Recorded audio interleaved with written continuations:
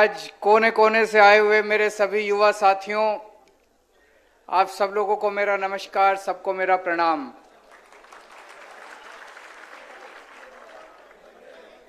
मुझे लग रहा है आप लोगों की जितनी ऊर्जा देखी अभी मैंने, जितनी एनर्जी देखी, ये इसमें से कुछ टीवी वाले तो चला रहे होंगे, वो देख रहे होंगे वहां पे बैठ के। तो मैं सोच रहा था कि अभी सुन रहे थे कि मनीष सिसोदिया को अगले 10 दिन में गिरफ्तार करेंगे, लेकिन अब तो मुझे लगता है अगले 2-3 दिन में ही गिरफ्तार कर लेंगे इनको। दोस्तों, आज महाराजा कृष्ण कुमार सिंह जी के धरती पे आके बहुत अच्छा लग रहा है। वो एक बहुत महापुरुष थे, महान व्यक्ति थे। आजादी के बाद सबसे पहले देशभक्ति का जज्बा दिखाते हुए उन्होंने अपनी रियासत सरदार पटेल को सौंपी थी। और जैसा अभी ईशुदान भाई ने बताया कि उनके इलाके के अंदर कहीं चोरी हो जाती थी तो या तो पुलिस उस चोर को पकड़ के सामान वापस दिलाती थी, और अगर पुलिस सामान वापस ना दिला पाए तो सरकारी खजाने से उस आदमी को उसका हर्जाना भरा।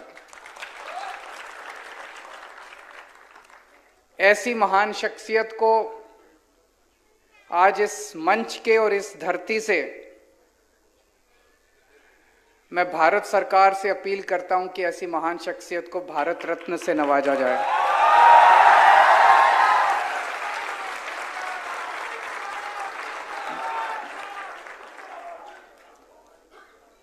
आप सबको मंजूर है? दोनों हाथ ऊपर करके आप अपनी मंजूरी दिखाएं। दोस्तों, मुझे बेहद खुशी है, आज मैं अपने साथ देश की नहीं दुनिया के सबसे अच्छे शिक्षा मंत्री को लेकर आया हूं, मनीष सिसोदिया जी। इन्होंने दिल्ली के स्कूल शानदार कर दिए, दिल्ली के सरकारी स्कूल। पहले दिल्ली के सरकारी स्कूलों का भी बहुत बुरा हाल था।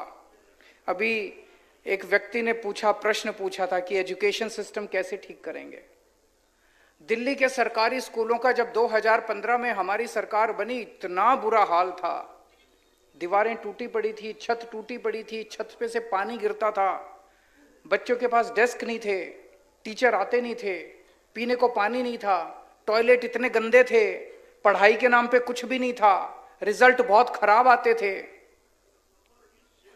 5 साल के बाद आज आप जाके देख लीजिए, दिल्ली के सरकारी स्कूल इतने शानदार बन गए, इतने शानदार बन गए। मैं खुला निमंत्रण देता हूं आप सब लोगों को, आप में से कोई भी जाइए, दिल्ली के किसी भी सरकारी स्कूल के अंदर चले जाइए आप। अभी कई पत्रकार गुजरात से गए थे, करीब 30-40 पत्रकार गुजरात से गए थे, वो खूब घूम के आए, बहुत अच्छा लगा उन्हें।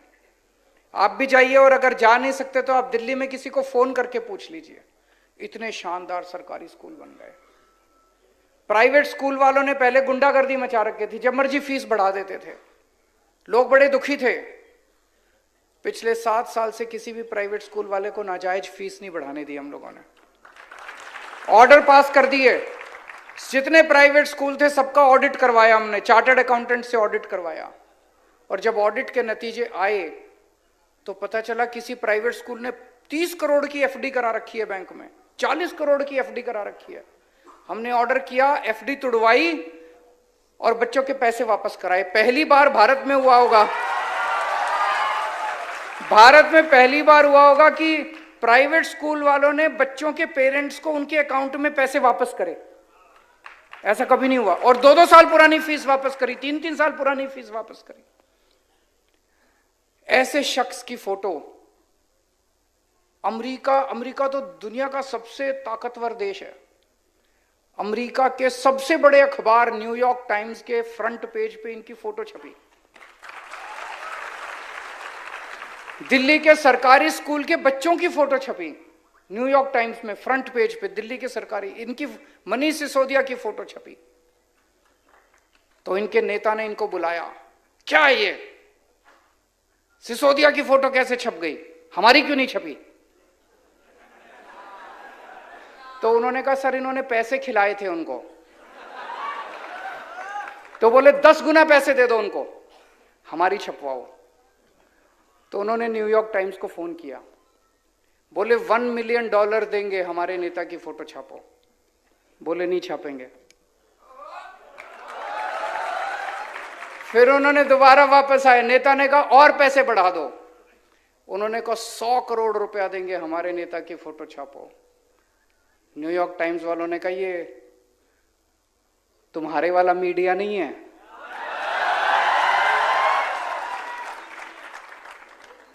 हम बिकते नहीं हैं, हम पैसों में नहीं बिकते। उन्होंने ही नहीं छापी। इन लोगों को लगता है कि दुनिया में सब कुछ बिकता है। दुनिया में सब कुछ बिकता नहीं है, बहुत सारी चीजें ईमानदारी से भी चलती हैं।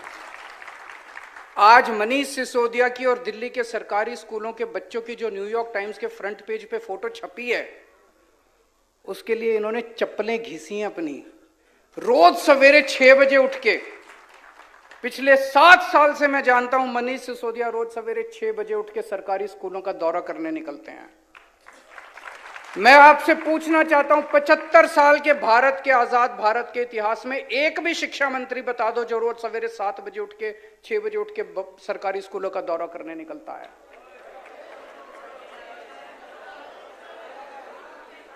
कोई नहीं निकलता। अभी आप लोगों ने कई प्रश्न पूछे, पेपर फूटने के बारे में पूछा, इसका जवाब दूंगा मैं डिटेल में। रोजगार के बारे में पूछा, टीईटी टीएटी एग्जाम के बारे में पूछा, उसका भी जवाब दूंगा। अभी एक हैंडीकैप भाई ने पूछा क्लरिकल स्टाफ में क्यों नहीं हो सकता। बिल्कुल हो सकता है, हमारी सरकार बनेगी, हम रूल बदलेंगे।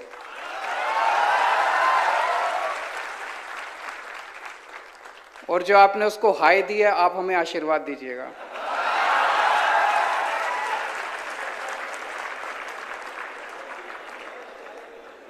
जीआईएसएफ के इतने सारे साथी आए हुए हैं, आप लोग जनता की बहुत सेवा करते हैं।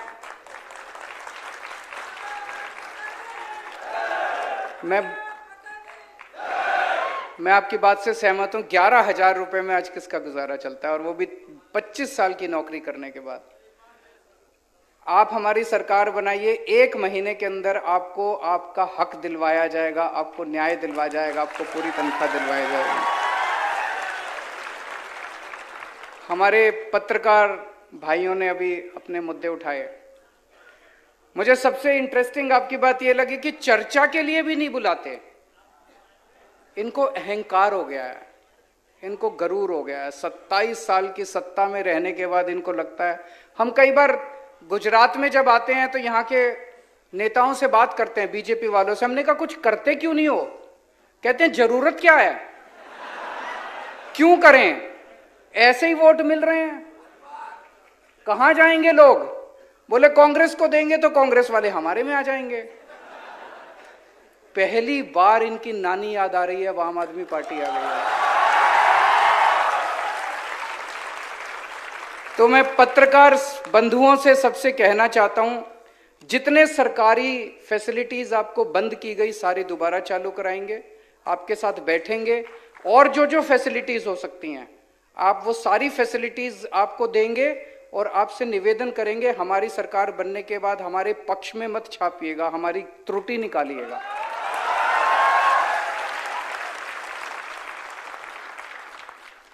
अब सीधा मुद्दे पे आता हूं, मैं पॉलिटिकल बात नहीं करूंगा। 2018 में तलाटी का पेपर हुआ, 1800 पोस्ट थी, 32 लाख लोगों ने अप्लाई किया। आज तक वो पेपर नहीं करा इन लोगों ने, पेपर कराया ही नहीं इन लोगों ने। अभी 2022 में दोबारा एप्लीकेशन फॉर्म मंगाए, लेकिन इन्होंने पेपर नहीं कराया।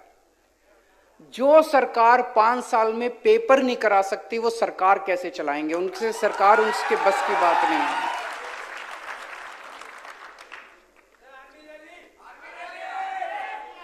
आ रहा हूं। तो आज मैं आपको आश्वासन देता हूं, दिसंबर में आम आदमी पार्टी की सरकार बनेगी, फरवरी में तलाटी का पेपर होगा।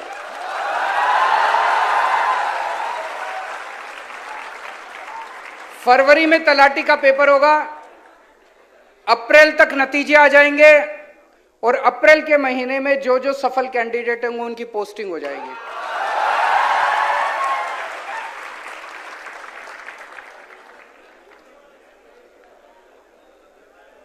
एक जो सब लोग जिस मुद्दे से दुखी हैं कि पेपर बहुत फूटते हैं, इतने पूरे देश में दिवाली पे पटाखे नहीं फूटते जितने गुजरात में पेपर फूटते हैं। मैं अभी लिस्ट पढ़ रहा था, 2014 में चीफ ऑफिसर का पेपर फूटा, 2015 में तलाटी का पेपर फूटा, 2016 में जिला पंचायत तलाटी का पेपर फूटा, 2017 में 12वीं का बायोलॉजी का पेपर फूटा, 2017 में जीटीयू का सिविल इंजीनियरिंग का पेपर फूटा, 2018 में टेट का पेपर फूटा, 2018 में मुख्य सेवी का पेपर फूटा, 2018 में नायब चिटनीश का पेपर फूटा, 2018 में लोक रक्षक का पेपर फूटा, 2018 में बिन सचिवालय क्लर्क का पेपर फूटा, 2018 में बीएड का पेपर फूटा, 2021 में हेड क्लर्क का पेपर फूटा, 2021 में सौराष्ट्र यूनिवर्सिटी इकोनॉमिक्स का पेपर फूटा, 2022 में वन रक्षक का पेपर फूटा, 2022 में पीजीवीसीएल जूनियर असिस्टेंट का पेपर फूटा, 2022 में 7वीं क्लास का पेपर फूटा, साउथ गुजरात यूनिवर्सिटी पेपर फूटा, 2022 में 10वीं का हिंदी का पेपर फूटा। इनको शर्म नहीं आती?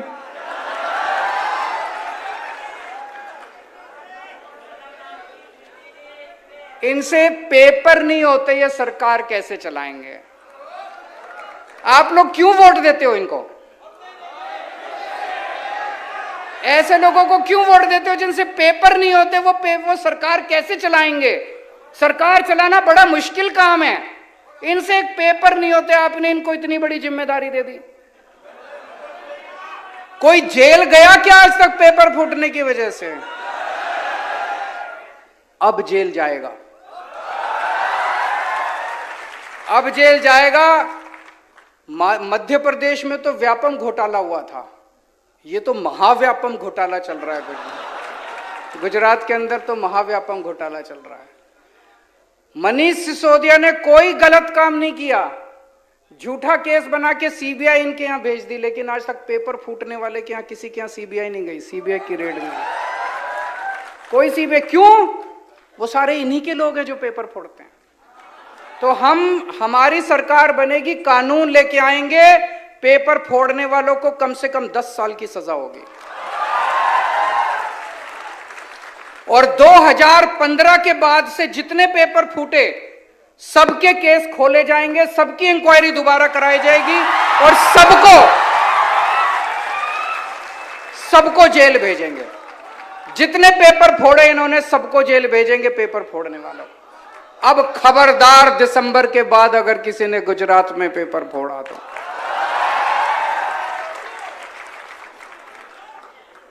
दोस्तों, अभी तक सुनते हैं रिश्वत से, एक भी बहुत बड़े नेता इनके कहते हैं सरकारी नौकरी केवल पार्टी के लोगों को पहले मिलेगी। बोला ना एक इनके ने, तुम्हारे पिताजी की है सरकारी नौकरी? सरकारी नौकरी किसी पार्टी की नौकरी नहीं है, गुजरात के बच्चों की नौकरी है, गुजरात के युवाओं की नौकरी है। हर सरकारी नौकरी पे गुजरात के युवाओं का अधिकार है। पूरा ट्रांसपेरेंट तरीके से किया जाएगा, सारा प्रोसेस चेंज किया जाएगा और हर नौकरी जो है वो अच्छे तरीके से दी जाएगी। अब मैं आपको भर्ती कैलेंडर सुना रहा हूं। आम आदमी पार्टी की सरकार बनने के बाद कौन सा पेपर कब कराएंगे, नोट कर लीजिए अगर आपके पास है तो, नहीं तो अपने फोन में लिख लीजिए। दिसंबर में सरकार बनेगी कि नहीं बनेगी? दिसंबर में सरकार बनेगी। फरवरी में तलाटी का पेपर होगा। अप्रैल में नतीजे आने के बाद सबकी पोस्टिंग हो जाएगी। मई में वहां पे 2-3 हमारी बहनों ने टेट के बारे में बात की। मई में टेट 1 और टेट 2 की परीक्षा करवाई जाएगी, और टीईटी और टीएटी दोनों की परीक्षा होगी। टीईटी 1, टीईटी 2 एंड टीएटी दोनों की परीक्षा, तीनों परीक्षा मई के महीने में कराई जाएगी और जुलाई के महीने में नतीजे आ जाएंगे। जुलाई में जितने टीचर काम कर रहे हैं, जितने कर्मचारी काम कर रहे हैं, उनको एक मौका दिया जाएगा कि आप लोग बताइए कि आपको किस जिले में पोस्टिंग करवानी है अपनी। अभी हमने सुना कि एक आदमी इधर पोस्टिंग है, उसकी फैमिली उधर रहती है, वो दोबारा पेपर देता है, फिर उधर हो जाता है, तो ये खाली हो जाती है पोस्ट, उसके बाद दिक्कत। तो जुलाई के महीने में सबको मौका दिया जाएगा, सारे कर्मचारियों को, आप अपनी मनपसंद की डिस्ट्रिक्ट में चले जाइए। वो सब लोग अपनी अपनी डिस्ट्रिक्ट में चले जाएंगे। अगस्त के महीने में जितनी टीचर्स की वैकेंट पोस्ट हैं, उनकी सबकी भर्ती प्रक्रिया शुरू की जाएगी, उनके पेपर कराए जाएंगे। अक्टूबर के महीने तक सारे टीचर्स की पोस्टिंग, नए टीचर्स की पोस्टिंग कर दी जाएगी। नवंबर के महीने में सब इंस्पेक्टर और असिस्टेंट सब इंस्पेक्टर की भर्ती शुरू की जाएगी, और दिसंबर के महीने में सबको पोस्टिंग कर दी जाएगी। मंजूर है? ठीक है ना? गलत तो नहीं है? तो ये भर्ती कैलेंडर हमारी तरफ से आपको गारंटी है। दूसरा, दिल्ली में जैसे अभी मनीष सिसोदिया जी ने बताया, हमने 12 लाख बच्चों को रोजगार दिलवाए हैं पिछले कुछ सालों में। तरह तरह के तरीके से, अलग अलग तरीके से पोर्टल खोला, जॉब फेयर लगाए, जॉब मेला लगाया, रोजगार के लिए हमने काफी काम किया, सरकारी नौकरियां निकाली, प्राइवेट नौकरियां निकाली, 12 लाख बच्चों को रोजगार दिलाया। तो रोजगार दिलाना आता है हमको, हमारी नीयत भी साफ है। तो मैं गारंटी देता हूं, गुजरात के हर युवा को हम 5 साल के अंदर रोजगार दिलाने की कोशिश करेंगे, 5 साल के अंदर हर युवा को। लेकिन जब तक रोजगार नहीं मिल जाता, तब तक बेरोजगार युवा को 3,000 रुपए हर महीने बेरोजगारी भत्ता दिया जाएगा। कल मैं किसी से बात कर रहा था, वो कह रहा था पैसा कहां से आएगा। फिर मैंने उसको 2 आर्टिकल दिखाए। मैंने कहा देखो, ये 2 स्कैम बंद हो गए तो बेरोजगारी भत्ते का सारा पैसा आ जाएगा। इतना लूट मचा रखी है इन्होंने, इतनी लूट मचा रखी है इन्होंने, पैसे की कमी नहीं है, चिंता मत करना।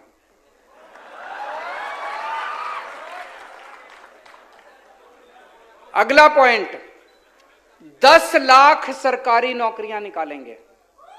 10 लाख। ये हो सकता है क्या? बिल्कुल हो सकता है। हमने पूरी प्लानिंग की है, हवा में बात नहीं कर रहे। और युवराज जी आपको पूरा डिटेल में बताएंगे, इन्होंने वीडियो भी जारी किया, शायद युवराज ने, सम्राट भाई ने भी जारी किया।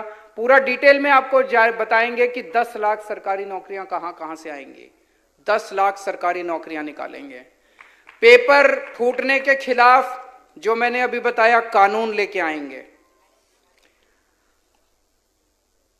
जितनी पोस्टें, जितनी वैकेंसीज निकलती हैं और उनकी भर्ती होती है, हर एक में वेटिंग लिस्ट निकाली जाएगी, ताकि जितने लोग ना ज्वाइन करें उनको उसके ऊपर किया जा सके। 1 साल के लिए वेटिंग लिस्ट चालू रहेगी। पहले बड़े पदों के ऊपर भर्तियां की जाएंगी, उसके बाद छोटे पदों के ऊपर भर्तियां की जाएंगी, ताकि वैकेंसीज ना रह सके। और सरकारी भर्ती की परीक्षा देने के लिए जितने बच्चे जाते हैं, 32 लाख बच्चे एक परीक्षा देने के लिए गए थे। जब वो बच्चे परीक्षा देने के लिए जाते हैं, उस दिन उनका बस का आने और जाने का किराया फ्री होगा।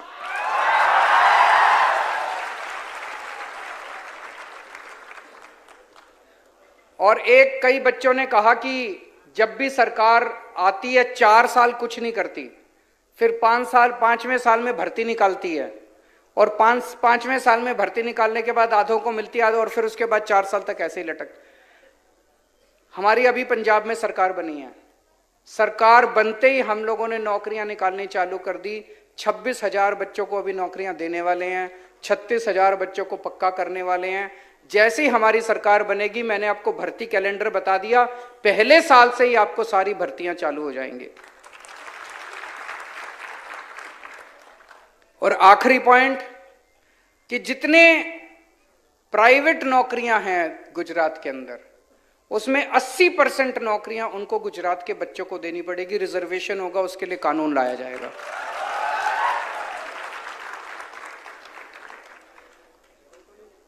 आपसे पूछना चाहता हूं, मैं आज दिल्ली का सीएम गुजरात के युवाओं से बात करने के लिए आया। कभी गुजरात के सीएम ने गुजरात के बच्चों से ऐसे आमने सामने बैठ के बात की क्या? मैं उनसे निवेदन करता हूं, अब 3 महीने रह गए, इन 3 महीनों में एक बार तो चर्चा कर लीजिए अपने बच्चों के साथ। एक बार तो अपने बच्चों के साथ चर्चा कर लीजिए। और ये इन लोगों ने मीडिया को खूब डरा रखा है। मीडिया वाले लोग बहुत अच्छे हैं। मीडिया को इन्होंने खूब डरा रखा है। सारे मीडिया को उन्होंने ऑर्डर जारी किया हुआ है कि किसी भी डिस्कशन में आम आदमी पार्टी वालों को नहीं बुलाना। अखबारों को कहा हुआ है कि आम आदमी पार्टी की खबर नहीं छपनी चाहिए। तो मैं आज गुजरात के युवाओं को अपील करना चाहता हूं, अपने अपने सोशल मीडिया को उठा लेना और ये वाला चुनाव सोशल मीडिया के ऊपर लड़ेंगे। सारे युवा आज ही जितना हो सकता है, फेसबुक के ऊपर, ट्विटर के ऊपर, इंस्टाग्राम के ऊपर, लिंक्डइन के ऊपर, जितना हो सकता है हर एक के ऊपर आप डालो कि इस बार सब लोग आम आदमी पार्टी को वोट दो। जैसे हम लोगों ने दिल्ली बदली, फिर पंजाब बदल रहे हैं, आप सबके साथ मिलकर गुजरात को भी बदलेंगे, नया गुजरात बनाएंगे। जो मेरे को लग रहा है गुजरात एक बड़ा बदलाव मांग रहा है। 27 साल में इन लोगों से तंग आ गया गुजरात एक बड़ा बदलाव की तरफ जा रहा है। हम सब मिलके अब एक नया गुजरात बनाएंगे। भारत माता की